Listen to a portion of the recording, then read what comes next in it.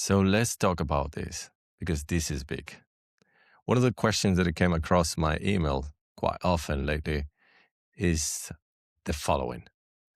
Is the eVTOL sector facing a market bubble or just following a classic aerospace technology maturation curve? From a technical industrial standpoint, the market bubble narrative often oversimplifies what is fundamental high uncertainty, high capex aerospace development cycle. Now, many people understand that. They consider eVTOLs purely as the transition from combustion cars to electric cars. Nothing close to what really is happening here in the industry. Many eVTOL programs are advancing simultaneously across tightly coupled disciplines. Just to mention some, we could talk about distributed electric propulsion optimization, the energy density versus the payload range, the transition flight control robustness, the power lift certification evolution, the aerospace management, battery thermal management and degradation modeling. There is so many things that we need to understand. But just to start with something, I will really into the energy density that we require as an operator to shift from conventional aviation, helicopters or fixed wing planes into eVTOLs. I don't know, you may have a better answer than me. In comparison with digital startups, aerospace development is bounded by physics. The certification rigor by the authorities there, and for sure, and paramount, safety assurance. The technology readiness level progression does not scale linearly with capital deployment. And historically, when we talk about aerospace, transitions show long maturation timelines and high early attrition. Sector risk is likely to be driven by three technical/economic hurdles. The first one, the energy storage versus the mission economics. Commercially tall missions, we're talking around roughly below 100 kilometers, they're likely require battery pack energy densities that it goes above what is currently in the market today. With higher values needed for longer range, it seems not to be very realistic. But it also concepts and performance bases that could affect by degradation, thermal limits, and reserve policies that the authority will establish as a further constraint for real operations. That's where we came into the rulemaking process where we're trying to address this by moving the certification basis, which is the second point, where power lift aircraft certification is basically evolving using adaptive regulatory frameworks derived from existing aircraft standards. I don't think it is the best way to do it. I strongly believe the new technology needs to have a little bit more flexibility where the OEMs have the capability to demonstrate that they can prove safety levels as the standards by EASA or FAA.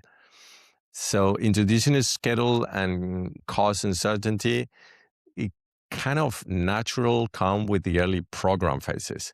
And that's what we're seeing today. We have been hear about most of the OEMs that they promise to start flying by 2025, postpone to 2026, and potentially will postpone again to next 2 or 3 years. Is this a bad sign, or is this telling us that the market is a kind of a bubble? No, I will not say that it's a bubble.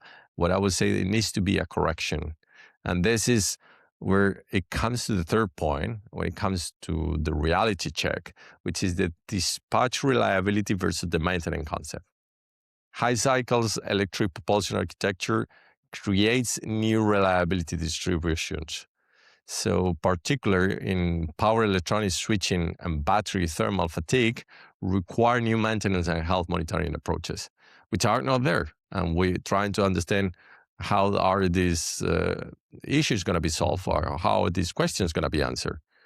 Most of the OEMs don't want to show any of these programs yet because I believe they're not mature enough, or they're afraid of sharing these concepts to avoid any kind of infringement from different competitors.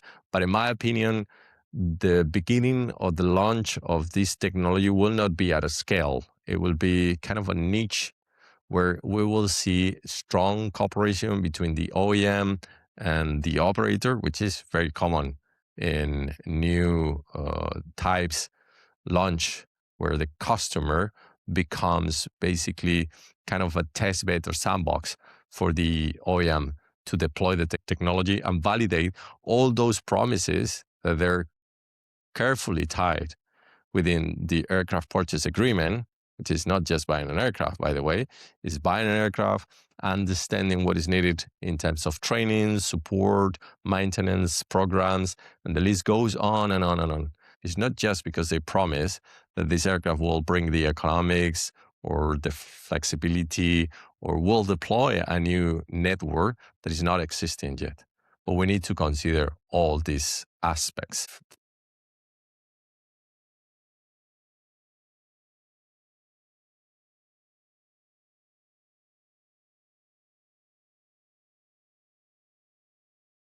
From an operational perspective, the sector resembles high early attrition followed by architecture converge and certification precedent formation.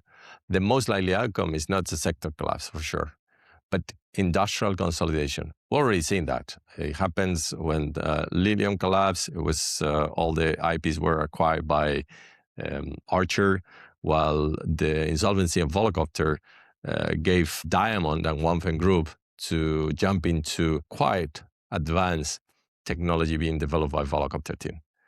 But the real discriminator will be the integrated system viability across certification, infrastructure, maintenance philosophy, and life cycle costs, not vehicle performance alone. And of course, the elephant in a room question is always the same. At what battery pack specific energy threshold do eVTOL operation become economical, self-sustainable without any kind of subsidy? So what do you think? Is this another market bubble, just a hype, or what is expected from aviation industry? I would love to read your comments, so drop it down below, and any other topic that you want us to discuss, please share it with me. I keep reading you. Thanks for watching.